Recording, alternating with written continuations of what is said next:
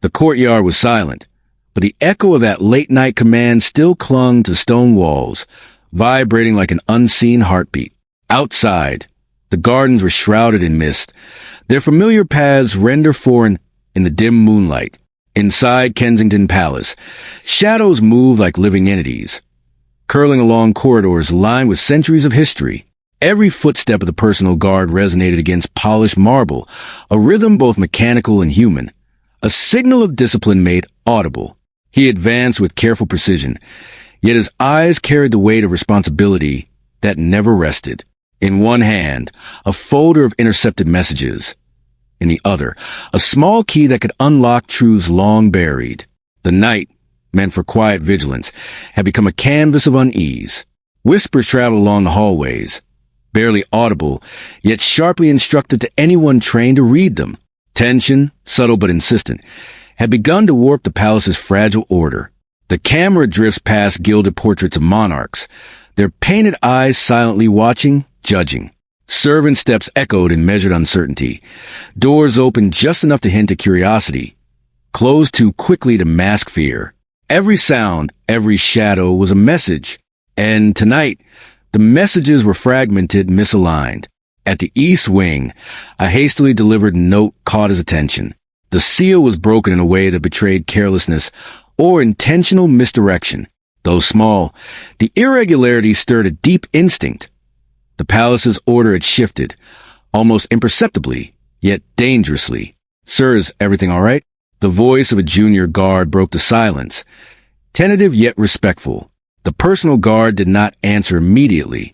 His gaze remained fixed ahead, scanning shadows that seemed to listen, to anticipate movement.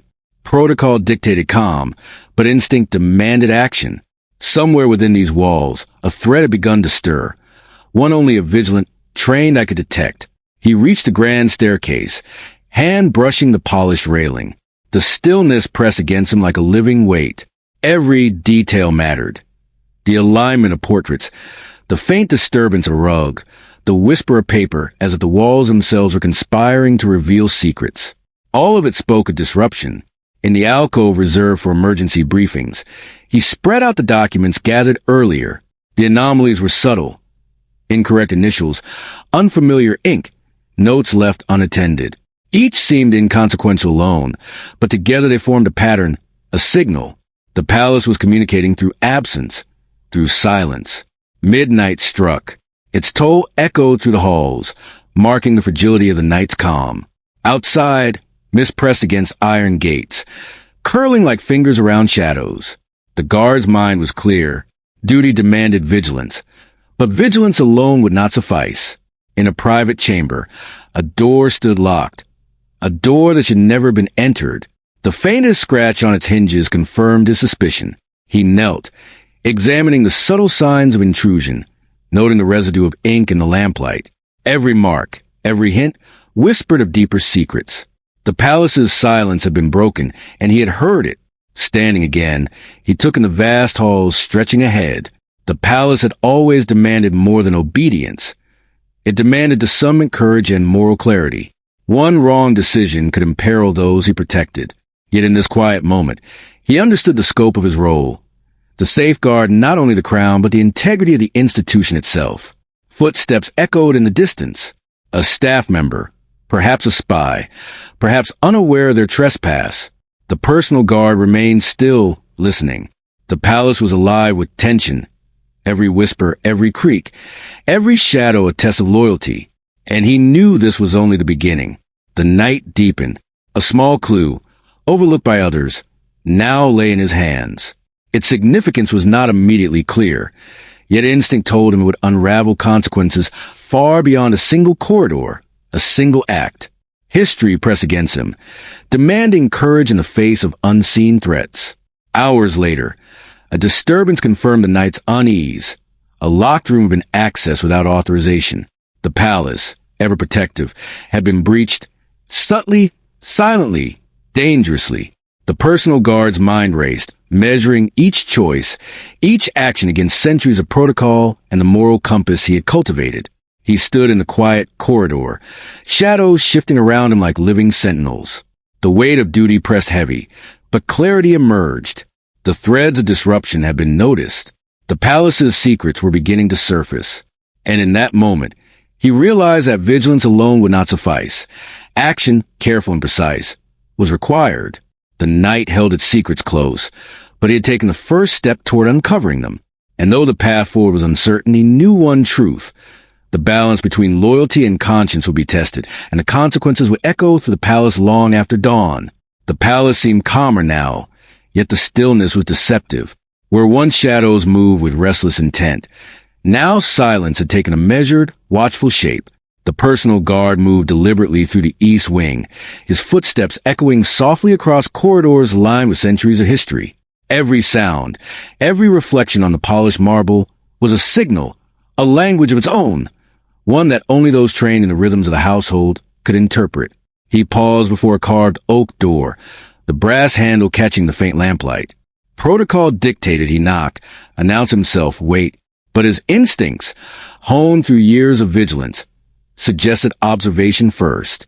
The palace's codes were subtle, often invisible to the uninitiated, yet they governed every motion of staff and royalty alike. In this world, a glance could speak louder than a command. A delayed step could signal defiance or error.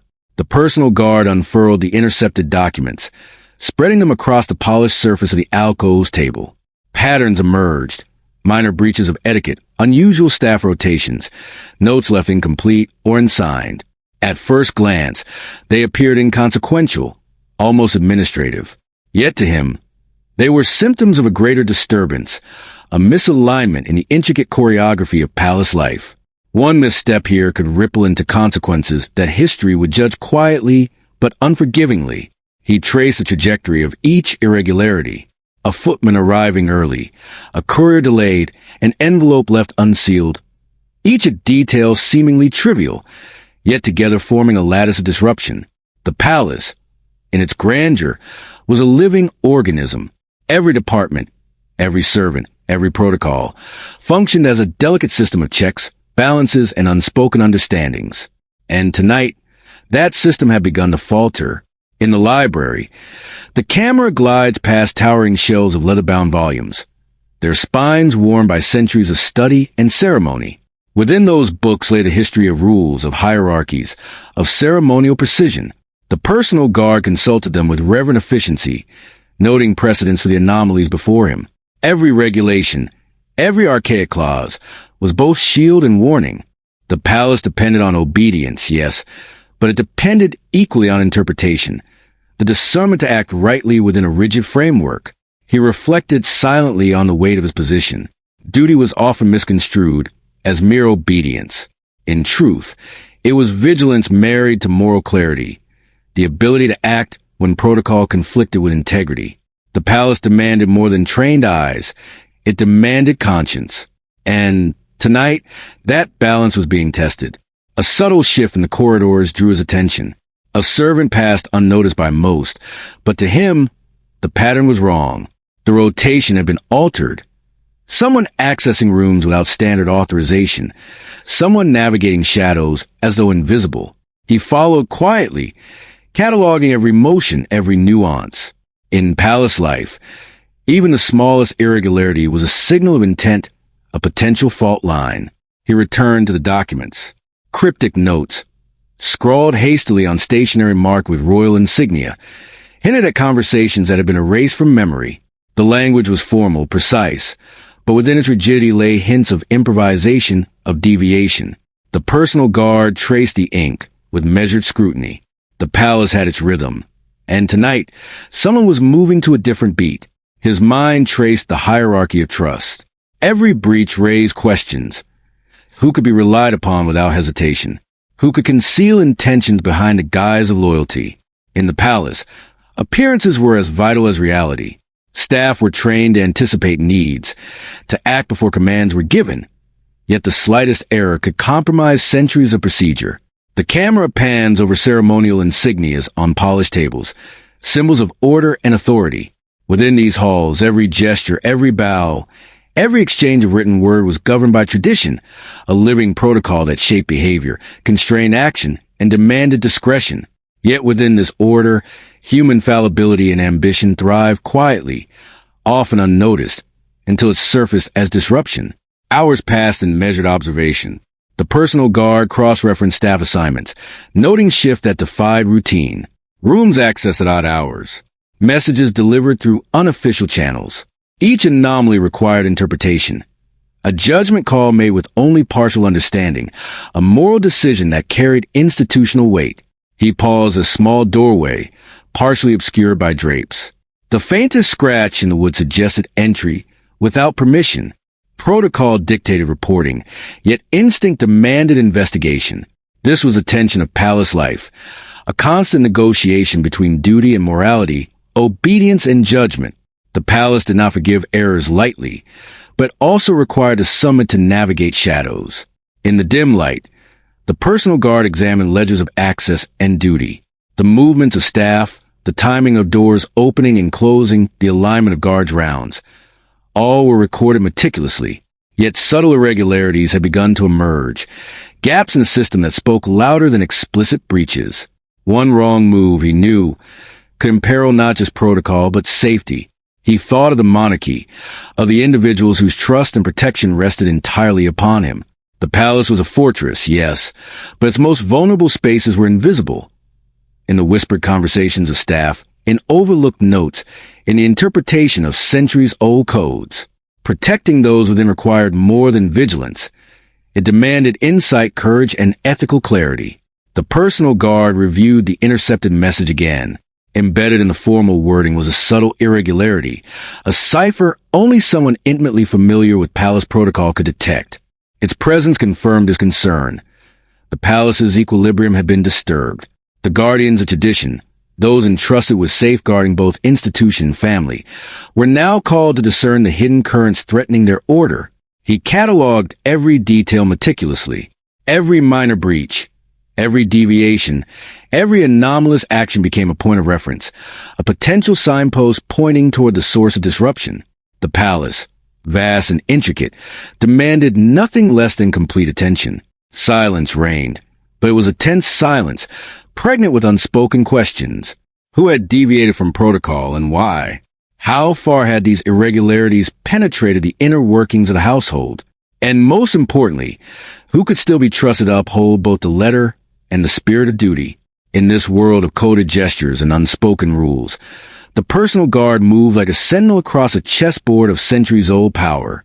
Observation was as vital as action. Knowledge, discretion, and moral judgment were the true instruments of authority. And the anomalies he uncovered, small though they seemed, were threads leading to a revelation that could challenge both tradition and loyalty. The corridors were quiet, but the palace itself seemed to lean inward, as if listening. Every step he took, every note he reviewed, every observation he cataloged, was part of a subtle investigation. The palace was not simply a building. It was a living organism. And tonight, it was signaling distress through the smallest deviations in its rhythm. The personal guard's reflection deepened. History weighed upon every decision. Breaches of protocol were never merely administrative errors. They were potential crises with ethical, personal, and institutional ramifications. The line between loyalty to the crown and adherence to the truth had begun to blur. And then a single subtle event crystallized his concern. A locked chamber access without recorded authorization, its contents now uncertain. The palace's codes, once reliable, were fractured, and only he both the knowledge and the discernment to interpret their significance. The night extended, its silence now heavy with tension. The personal guard cataloged evidence, traced patterns, and reconciled protocol with conscience. Each movement, each observation, each encoded message became a piece of a larger puzzle, a map leading toward truth hidden behind centuries of decorum and ritual. For hours, he traced the lattice of palace life, noting irregularities and drawing connections invisible to all but the most attentive. The weight of responsibility pressed steadily, a constant reminder that the palace demanded not only skill, but moral courage. Missteps could imperil both lives and legacy. By dawn, a portrait of the disruption had begun to emerge. Patterns once hidden became evident. Codes were deciphered through intuition. Protocol was interpreted with ethical clarity. And the palace's fragile order began to reveal both its vulnerability and its resilience. The personal guard knew one certainty. The anomalies were not random. They were deliberate, intentional, a test of both obedience and conscience. And he understood with absolute clarity that the next steps would require choices that could divide loyalty from morality, trust from duty. The palace had begun to stir again, but the quiet now carried a tension heavier than any night before. Every footstep in the east wing seemed amplified, every whisper magnified. The anomalies the personal guard had cataloged now demanded confrontation. Observation alone was no longer sufficient. The truth could no longer remain buried behind protocol and hierarchy. He moved deliberately, yet with a heightened awareness. Every corridor, every doorway, every ornamental shadow might conceal intentions or betray them. He approached the first chamber, where senior staff gathered in a tight circle. Their murmurs faltered as he entered. Each word caught midair, each gaze shifting between deference and caution. Authority had always been a tangible force here, in posture, in tone, in the precise way uniforms hung across shoulders. Tonight, authority trembled under the weight of questions that could no longer be deferred. "Sir," one senior aide began, voice steady but edged with uncertainty. "Your observations, are they significant?" The personal guard did not respond immediately. He allowed the room to absorb the silence, to feel the subtle pressure he brought with him. Each person knew instinctively that what he had uncovered was more than procedural error.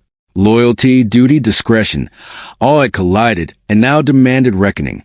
He spread the documents across the polished table, careful to avoid theatrics.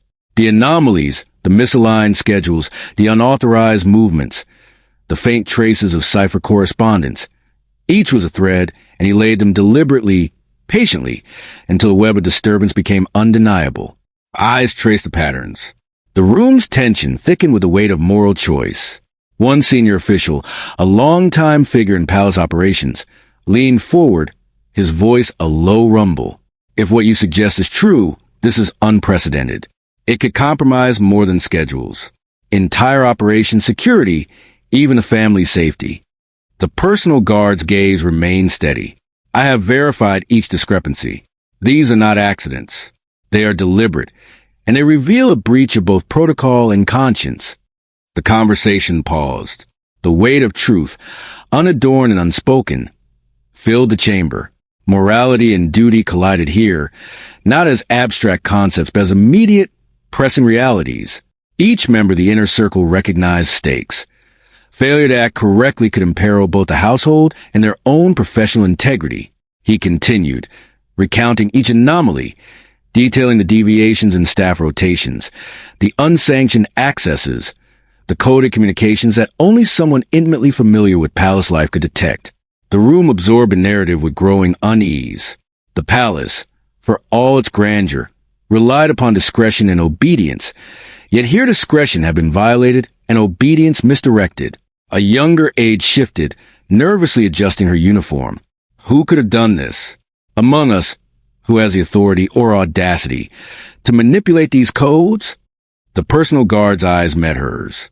That is precisely the question, and it is why we must act carefully. Loyalty must be measured against truth. Authority must not conceal wrongdoing. The palace itself depends on our discernment. The atmosphere thickened. Conversations grew quieter, glances sharper. The hierarchy was a living force, yet tonight it was tested, bending under the strain of hidden intent and moral responsibility. Each individual had to consider not only the operational implications, but the ethical consequences of every choice. Suddenly, a document surfaced, one that had been overlooked until now. Its presence subtle, almost invisible. It referenced movements and instructions inconsistent with official protocol. The revelation was immediate, undeniable. Gasps barely audible to the untrained ear rippled through the chamber. The breach was not minor. It was systemic, deliberate, and deeply consequential. "Then it is true," whispered one aide, almost to herself. "The breaches, they weren't accidental." The personal guard nodded. "Every irregularity points to a deliberate undermining of the institution, and possibly the threats against those we are sworn to protect." The room went silent, each member digesting the implications. Authority and loyalty had collided with conscience, leaving no easy path forward. Decisions would need to be made carefully, with both strategic and ethical precision. Every word spoken now could shape not only the palace's response, but its very integrity. Hours passed in measured debate and quiet analysis. The personal guard guided the discussion with exacting clarity, emphasizing evidence over conjecture, observation over accusation. Yet even as words flowed, the moral tension remained, taut and unyielding. Each person in the room felt it. The pressure to act without betraying the institution, the monarchy, or themselves. Finally, a senior officer rose, his voice firm but weighed with consideration. Then we face a choice. Uphold the letter of our duty unquestioningly, or align action with the truth we have uncovered. Either path carries risk. The personal guard's gaze swept the chamber. Loyalty without discernment, he understood, could be as dangerous as betrayal. To act without understanding was to serve neither the family nor the palace. Yet hesitation risked exposure to the household's vulnerabilities. The paradox was immediate, inescapable, and deeply personal. A subtle tension crackled in the air as discussions concluded. The breaches had been identified, the patterns documented. Yet the question of response remained unresolved. Whom could they trust? Who among the staff, the inner circle, or even those closest to the family might have been complicit, consciously or inadvertently? The weight of such knowledge pressed on every chest in that chamber. Then, a revelation emerged from the documents, a secret movement of staff late at night, carefully coordinated and deliberately concealed. The implications were profound. This was no longer a question of minor error. It was a question of moral judgment and courage, of responsibility toward both tradition and truth.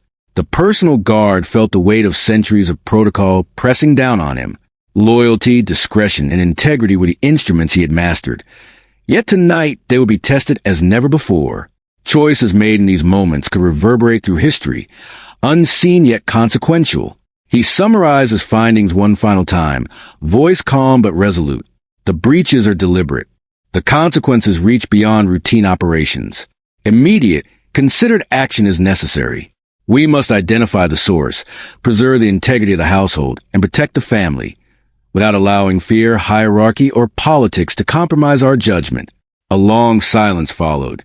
Each member of the inner circle understood the stakes. Words alone could not resolve the tension. Decisions would need to be made, quietly, precisely, and with moral clarity. The palace, magnificent and disciplined, had revealed a vulnerability few had anticipated. The responsibility to act now rested entirely upon those entrusted with both loyalty and conscience. And as the night deepened, the personal guard realized the truth of his position. To confront these breaches was not only to uphold duty, but to defend morality itself.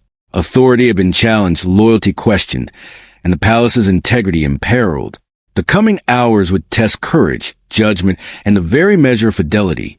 In the shadowed corridors beyond the chamber, movements hinted at unseen observers, silent but alert.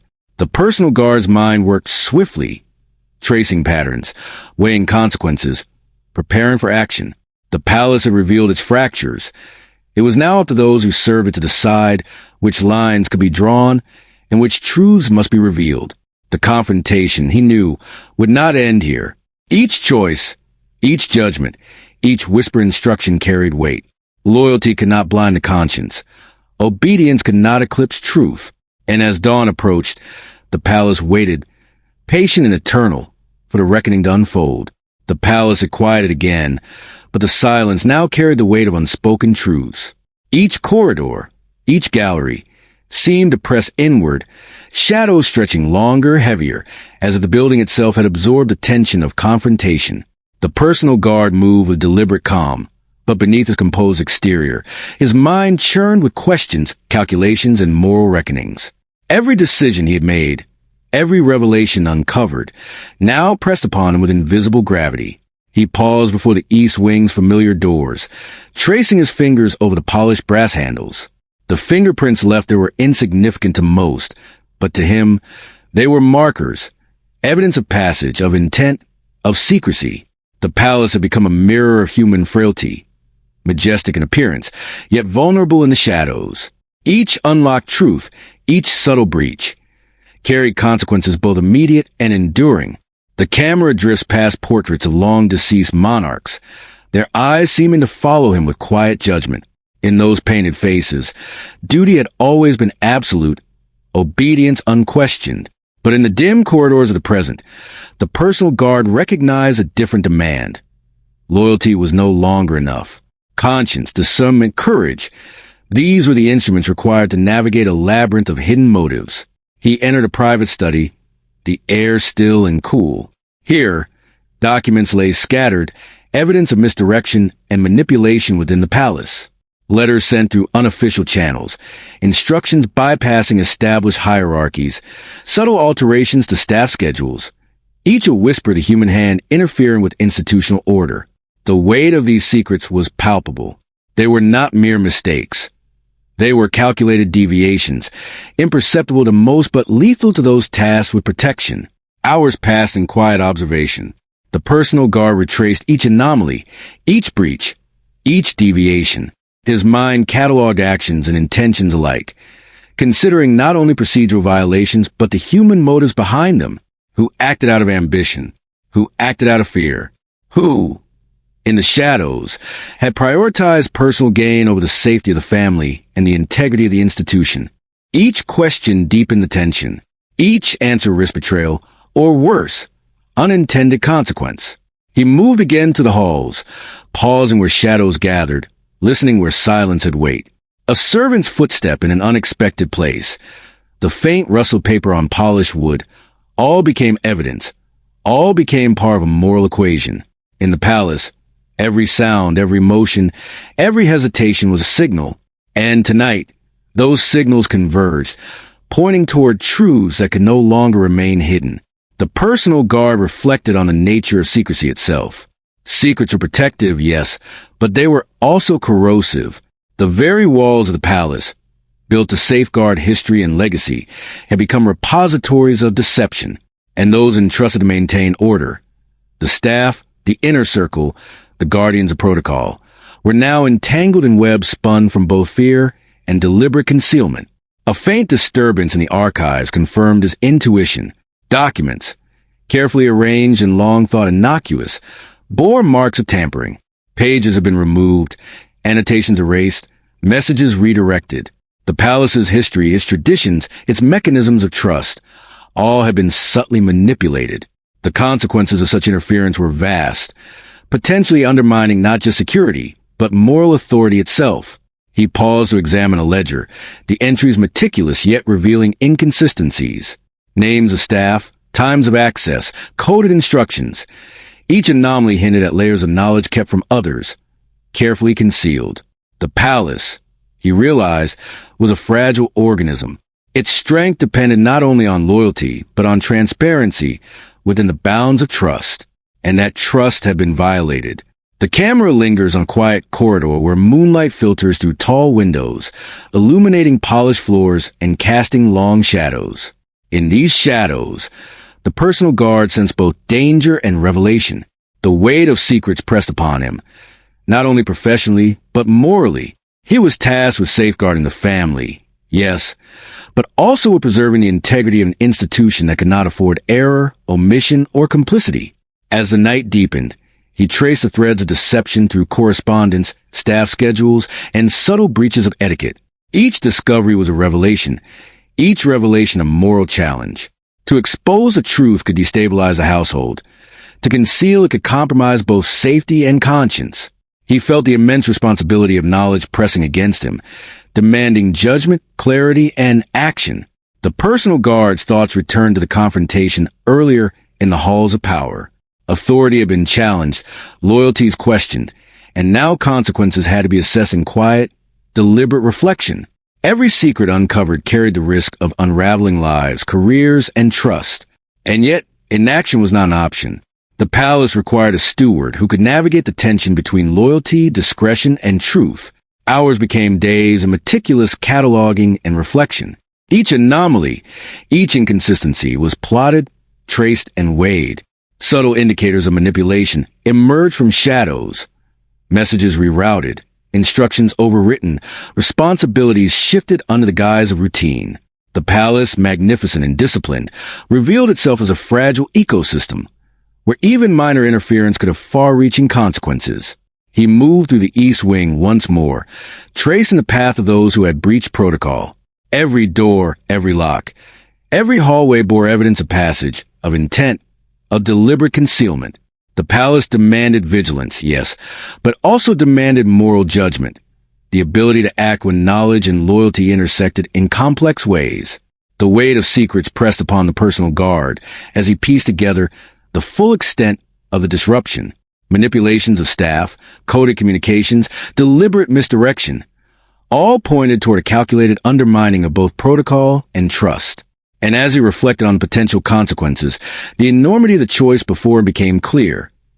Act to reveal and preserve integrity, or wait and risk further compromise. In the quiet of the night, he understood the truth of his responsibility. Duty was not merely obedience. It was discernment. Loyalty was not blind. It required moral clarity.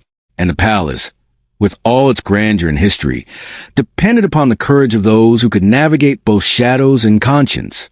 The corridors remained silent, yet tension lingered in the air like a living presence. The secrets he had uncovered were not merely historical curiosities. They were active threats capable of undermining order, trust, and safety. Each step he took, each observation, each decision, carried both immediate and enduring consequences. And in that heavy introspective silence, he resolved to act, to preserve the palace, the family, and the integrity of the institution. He would need to confront both the hidden manipulations and the moral complexities they entailed. The weight of secrets was not only a burden. It was a call to measured courage, deliberate judgment, and unwavering vigilance. The palace breathed again, but the atmosphere was not light. Every corridor, every gallery, carried the echoes of the revelations that unfolded. Shadows, once tense and restless, now settled into measured stillness. The personal guard moved deliberately through these spaces, aware that duty had been fulfilled, yet conscious that the scars of disruption would remain unseen by most. True heroism, he reflected, was rarely visible. It was the quiet rectification of wrongs, the preservation of order when the world remained unaware. He revisited the chambers where confrontation had occurred. Senior officials and staff moved with renewed precision, their routines reestablished, their trust cautiously restored. Yet the air retained a faint weight, a memory of breach that lingered like a subtle mist. The palace, magnificent and disciplined, had endured, but only because someone had acted with unwavering discernment, courage, and moral clarity. The camera drifts past a grand staircase, across polished marble floors that now reflected light rather than shadow. In these halls, the subtle acknowledgement of duty completed its quiet work. The personal guard reviewed the documents once more, ensuring that evidence had been accounted for, that the misdirection had been corrected. The palace's integrity, fragile yet resilient, had been preserved. He reflected on the choices that had been made. Loyalty had been tested, obedience measured against conscience, and every decision weighed against the legacy of the institution. The palace demanded more than simple compliance. It demanded judgment, courage, and discretion. By acting decisively, he had restored balance. Yet he understood that the full story could never be fully revealed. To do so would risk both trust and safety, and the true value of duty often lay in what remained unseen. Small moments of recognition now punctuated the day. Staff members exchanged glances, subtle acknowledgments of shared effort and restored order. The monarchy, too, offered quiet signs of gratitude. A nod, a word, a subtle affirmation of respect for the unseen guardians who maintained both safety and tradition. These gestures, brief yet meaningful, reinforce a profound connection between duty performed well and trust earned. The personal guard moved through the east wing, pausing in familiar alcoves. Here, the tension of secrecy had once pressed heavily. Now, a controlled calm prevailed. Yet he remained vigilant, knowing that the palace's legacy was maintained not only by grandeur or ceremony, but by constant, careful guardianship. Every act, every decision, every moment of attention preserved both the institution and the moral clarity upon which it depended. He reflected on the human cost of service, the weight of responsibility, the necessity of judgment, the burden of knowledge. These were not abstract notions but lived experiences.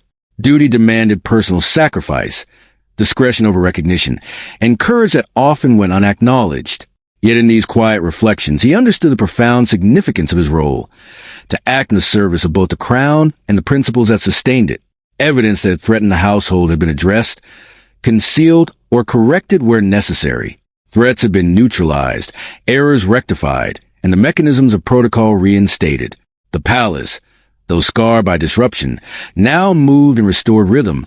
Each department, each staff member, functioning once more within the framework of both tradition and moral accountability. The personal guard observed subtle gestures throughout the palace, a servant correcting an arrangement of documents, an aide pausing to verify a schedule, a senior officer reviewing orders with renewed attention. These acts, ordinary in appearance, were now infused with a way to regain trust and restored order. The invisible architecture of duty and loyalty, once shaken, had been rebuilt through quiet determination. He moved to the private chambers where sensitive documents were stored, ensuring the continued security and proper placement of critical materials. The palace's secrets, once threatened by manipulation and breach, were now safeguarded. Every decision reflected the balance of transparency and discretion, loyalty and truth, action and restraint. In these moments, he realized that the preservation of the institution was inseparable from the integrity of those who served it. The camera pans through silent halls as dawn approaches, light filtering softly through windows once dominated by shadows. The palace, resilient and disciplined, had endured the turbulence. And yet the lessons remained. Vigilance was perpetual, courage was necessary, and true heroism existed in restraint and discretion.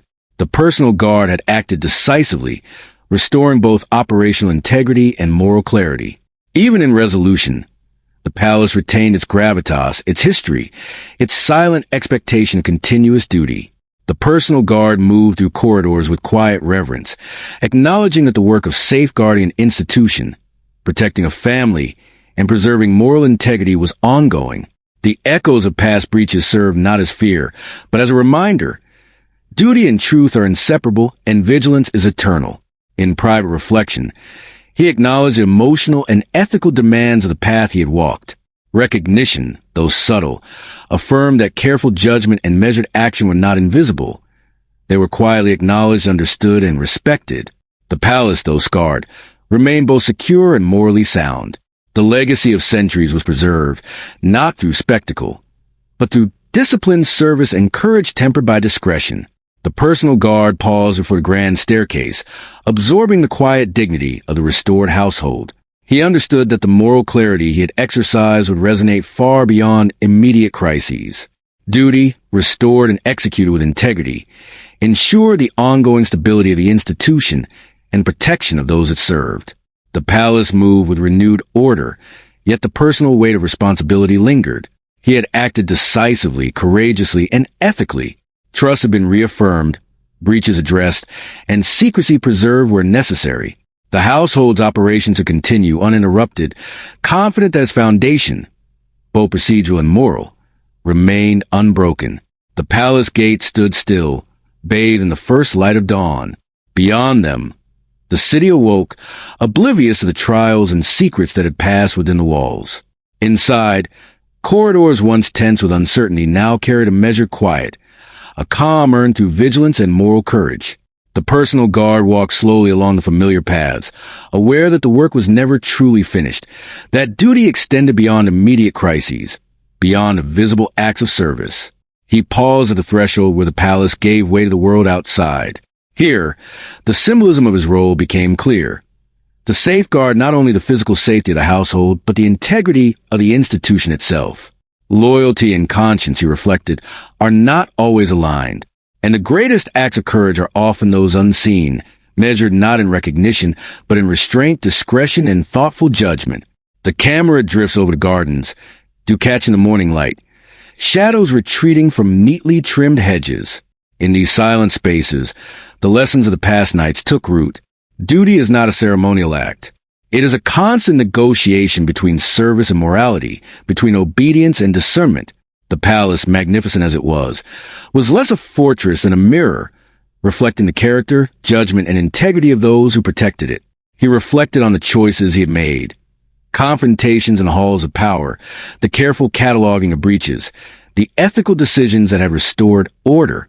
Each choice had carried weight, rippling across the household, subtly reshaping trust, authority, and relationships. Yet the most profound effects would remain unseen. True heroism, he understood, exists precisely in those invisible acts that protect others while preserving dignity and discretion. The personal guard moved to a quiet alcove overlooking the moat. He watched as sunlight danced across the water, its surface calm yet constantly shifting. The metaphor was clear. Duty and morality are like water, needing constant attention, subtle adjustment, and careful management. One moment of negligence, one lapse of conscience, could ripple into consequences far beyond immediate sight.